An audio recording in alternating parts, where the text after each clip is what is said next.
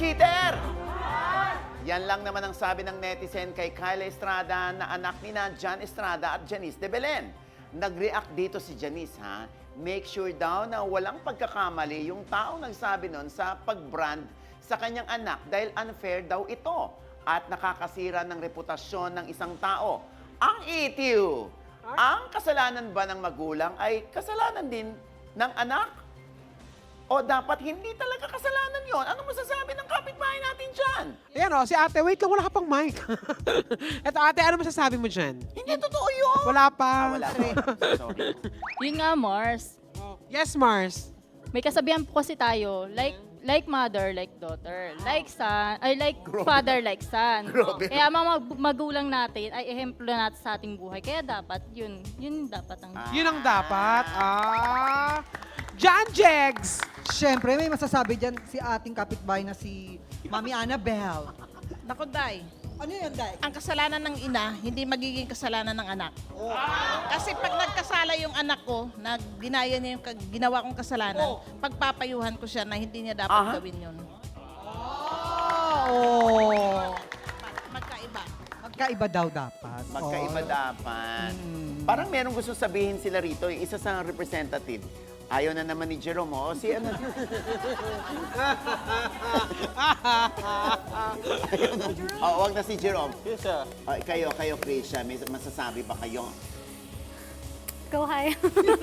Pwede kayo magturuan, ha? Huwag kayo mahiya. Hindi, ayaw nila malagay sa alanganin. I agree with her na yung kasalanan ng nanay is not, bakit ba ako nagiging konya dito? Kasi naman kaya eh. Ikaw dahilan. Ay, sorry. Siyempre, yung kasalanan ng nanay, hindi kasalanan ng anak.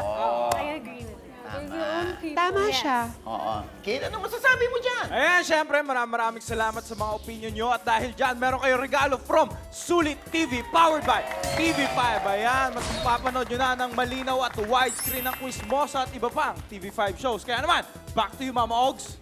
Ang aking quiz mo o natutunan sa isyong ito, sa totoo lang, grabe na talagang ang mga netizen, talagang walang preno ang mga bunganga, ang mga comment pagdating sa mga opinion nila. Hindi uso ang filter sa kanila. Sa totoo lang, ang masasabi ko naman dyan, ang kasalanan nga ng magulang ay hindi naman kasalanan ng anak. Kung paano ang kasalanan ng anak ay hindi rin naman kasalanan ng magulang. Kung minsan nga, ang mga magulang pa ang umaako sa kasalanan ng anak, hindi ba? Pero dapat, hindi tayo nandadamay ng mga inosente. At tingin muna tayo sa salamin kung malinis ba tayo. Kung malinis ka at wala kang nagagawang kasalanan sa buhay, edi humusga ka. Sa mga netizen naman, ang mga nangyayari sa showbiz, kung tama man ito o mali, ha? Aminin nyo, ha? Di ba? May natututunan at may nare-realize din tayo. Di ba?